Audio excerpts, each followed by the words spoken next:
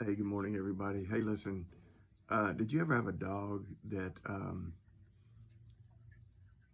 if you went somewhere and you left and they stayed in the house by themselves, or it didn't even have to be in the house, it could be outside, but if they did something wrong, they knew they did something wrong while you were gone, they tore something up, and they knew they were in trouble when you came home. And like when you came home, it was like they wouldn't even look at you. They didn't want to come near you.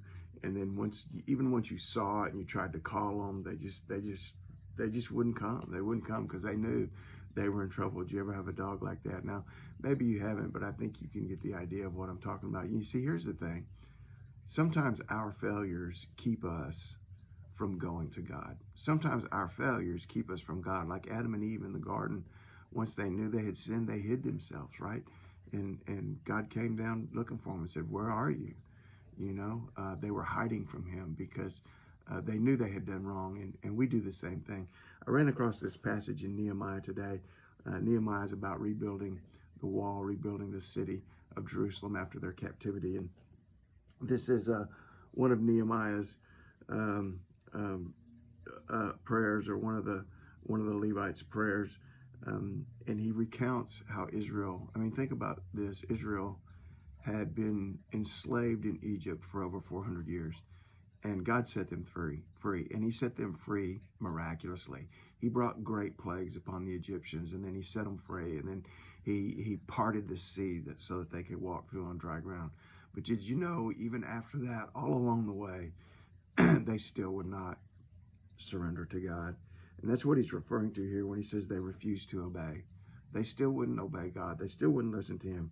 They were not mindful of your wonders.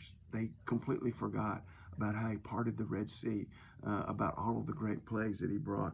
They were not mindful of your wonders that you did among them. They hardened their necks, and in their rebellion, they hardened their necks. They rebelled against God. They rebelled against God's ways and God's wills. They even, and in their rebellion, they appointed a leader to return them to bondage. There's a passage in Numbers where, after the spies had gone in and spied out the promised land and came back and said, "Oh, we can't do this," they actually tried to dethrone Moses, I guess you could say. They tried to have a coup against Moses, and they tried to appoint another leader who would take them back to Egypt and back to bondage. So here's what I want to say about that. Even us spiritually, when we try to get our lives on track, when we try to get our lives surrendered to God, when we try to get our lives following Him, it's hard. It's difficult. The way is hard. It takes faith. We can't always see the end. Things don't always work out the way we think they should work out because God is doing the work inside of us that He needs to do. And oftentimes we just quit. In fact, we would rather go back to a lifestyle that we knew was destructive. That's why we left it in the first place. But it's easier to go back to a destructive lifestyle than to persevere and continue to move forward. And when we start falling into that trap, it will keep us from coming to God. And Nehemiah says, "But you are God." He says, "But you're God. You're the God who loves us." He says, "You're ready to pardon. You stand ready to forgive." God stands ready to forgive us.